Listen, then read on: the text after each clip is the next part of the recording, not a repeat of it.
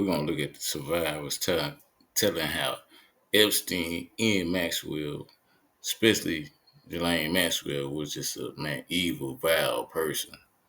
Check this out.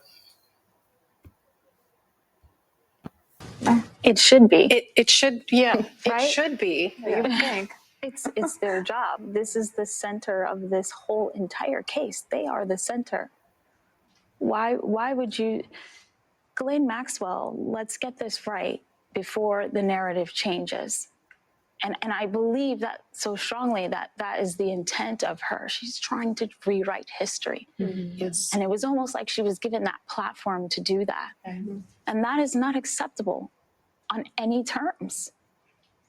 She wasn't just this co-conspirator and that was her boyfriend.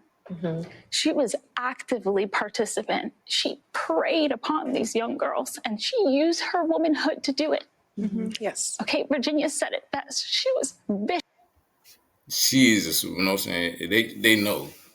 That's why she's going so emotional. You know what I'm saying? Because they know that, you know what I'm saying, everything that in the files that we don't know. What's her name? She was actually, Maxwell was actually in the goddamn files with actually participating in the sexual contact and everything else. So she wasn't just only going out and getting young girls. She was actually participating in the sexual activities. Vicious. She was a monster. Mm-hmm. She doesn't deserve any type of platform. Or yoga and Pilates. That's a reference to the prison camp she's now in. Yeah. I mean, it's absurd. Yeah. It's absurd what's happening. Liz, I have to ask you, what did you think when you heard about, let me start with the interview that the Deputy Attorney General, that Todd Blanche, conducted over the course of a couple of days with Ghislaine Maxwell. When you heard that was being done, when you saw that transcript, when you heard her voice in that audio, what was that like for you? I hope that I'm speaking for all of us and saying we are willing to do whatever we need to find justice. And we're willing to talk about what happened to us so that the public knows what the truth is and not the lies of someone who was convicted of this crime, whose freedom is being held in the balance, and who has their own motives to both protect others and protect herself. And Lisa, to you, as somebody who attended Ghislaine Maxwell. She ain't only talking about Ghislaine Maxwell. She also talking about Donald Trump.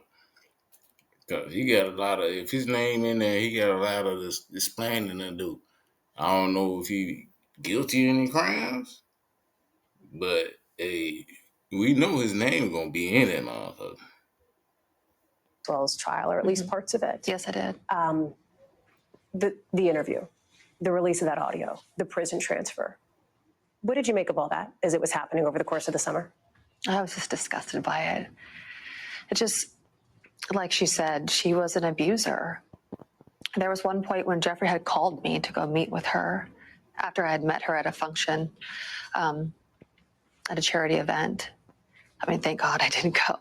But just the climate in New York at that time, everybody knew that she was working with him or had something that wasn't right with her. And so much has come out since then that we know, her great involvement. I mean, some even say that she was the one that was the mastermind of a lot of it. I'm not sure about that, but regardless. I don't call her the mastermind, but believe me, she knew a lot about that bullshit that was going on. She knew a lot about it, and she was complying with it. She was just ready to go with it. Whatever Epstein said, she was going. She was going to get all these girls every day. That's her job. And she got paid millions of dollars for just going to pick up girls to sleep with Epstein, to sleep with them, and sex traffic. That was her job. regardless, she is the abuser, and why are we so concerned with how she feels about things and her opinions about Trump or anybody else? She's a convicted felon, and so we need to move on from, highlighting her as someone that we should be listening to. So what would you say to the Department of Justice as they were pursuing these conversations with her? They have emails, they have flight logs, they have a list they've compiled, right? And I feel like if they're not going to release this list to the public that everybody wants to see, we want to know who it is. A lot of us survivors know. We've been compiling lists of our own, and we have so many other survivors. Please come forward, and we'll compile our own list and seek justice. Believe me, all them survivors come together and just compile. Matter of fact, the DOJ already at it.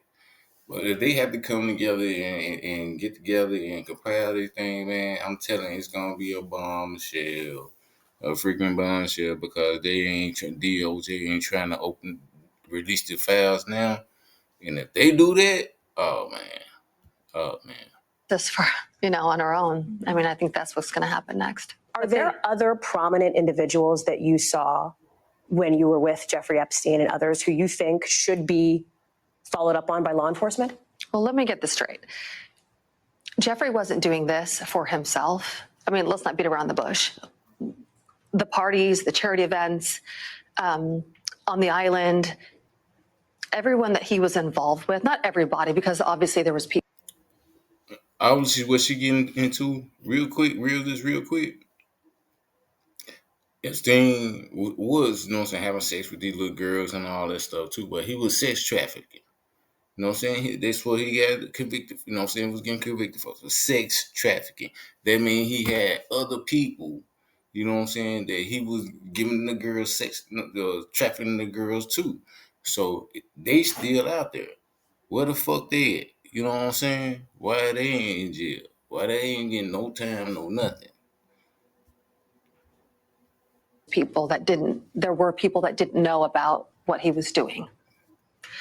But there were many people that knew what he was doing that were involved in the sex trafficking ring. Your sister described Ghislaine Maxwell as more evil than Jeffrey Epstein. That was something that she said publicly. Yes. And so I have to ask, in the context of what is also in the ether at the moment, this idea of a potential pardon for Ghislaine Maxwell, how would you feel if she were to be pardoned, given your sister's comments about Maxwell? I think it's the biggest slap in the face for us as a family, and to these girls and anybody that's been impacted by her. I don't think 20 years is enough. Yeah. You're referring to her sentence. Yeah. I think that people that are able to put that kind of evil out into the world should be either locked away forever. Our justice system, I think, is not harsh enough on something of that levity. And I know that if my sister were here with her sisters right now, she wouldn't be happy about it. We're not happy about it. We woke up and even when she was moved, I was like, I don't understand how the system works. I also, after the fact, when the transcripts came out, I didn't see anything that she added to the narrative that would get her that move. I don't understand how that kind of evil can be rewarded.